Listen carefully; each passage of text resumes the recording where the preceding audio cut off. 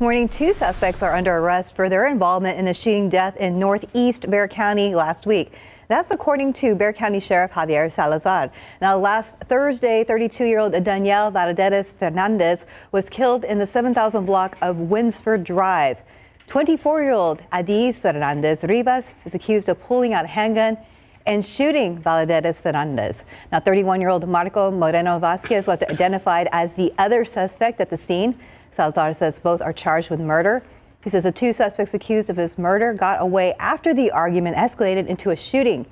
Deputies found Valadez Fernandez with a gunshot wound to the upper body. Salazar said they tried to save his life, but he died at the scene.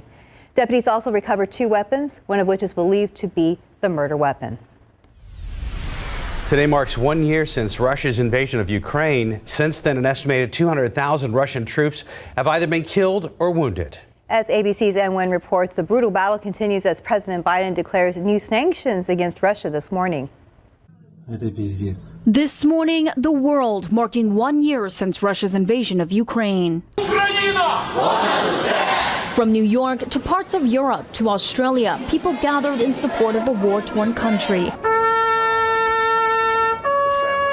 There, President Zelensky also attending a ceremony to commemorate the anniversary as the bloody battle rages on, with Ukrainian troops fiercely resisting Russian forces, now struggling to make progress in the east. Zelensky vowing to rebuild, tweeting overnight that Ukrainians had proven themselves to be invincible in what he called a year of pain, sorrow, faith, and unity, adding victory will come. And this morning, President Biden announcing a new $2 billion military aid package to Ukraine, which includes additional artillery rounds, military drones, more funding for training, and more missiles for the HIMARS system.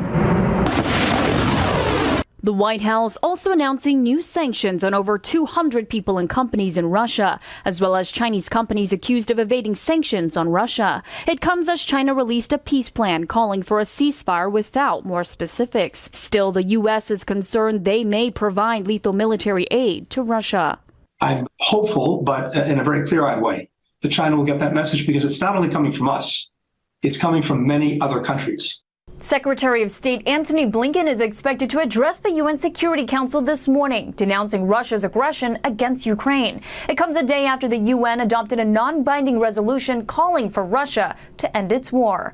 Wynn, ABC News, Washington. A coast-to-coast storm that paralyzed roads and blacked out nearly 1 million homes and businesses is set to pound California, sparking warnings about floods and blizzards. The National Weather Service says the storm could dump as much as 5 feet of snow in some southern California mountains. That could bring whiteout conditions and an increased risk of avalanches. Several rare blizzard warnings are now in place further north. Portions of I-80 in California and Wyoming have already been closed because of impassable conditions, including a 70-mile stretch over the Sierra Nevada. Snow, ice, and freezing rain are also expected to keep hitting areas of the Plain States and northern areas, including New England. Governor Greg Abbott is now assigning a task force to address street takeovers following a weekend of chaos and destruction in Austin.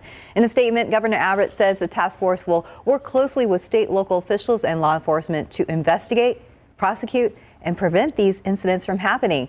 He also criticized what he called foolish attempts to implement police oversight like Austin has been working toward.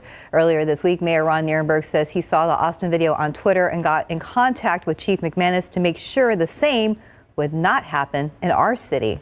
Two West Virginia brothers who brought baseball bats to the January 6th Capitol riots were sentenced in court Thursday. 43-year-old Eric Kramer pleaded guilty to disorderly conduct and was sentenced to 8 months in prison. Prosecutors say Kramer grabbed a baton from a police officer during the riot. Later posted a photo of the police baton on Facebook, calling it a trophy. A classmate of his daughter tipped off Capitol Police after seeing a post she made bragging about her father's actions. His brother, 38-year-old Country Kramer, was sentenced to 45 days of home detention after pleading guilty to unlawfully parading or picketing. Keep up to date with all of San Antonio's top news, weather, and so much more by clicking the like and subscribe buttons below. And once again, thanks for watching KSAT.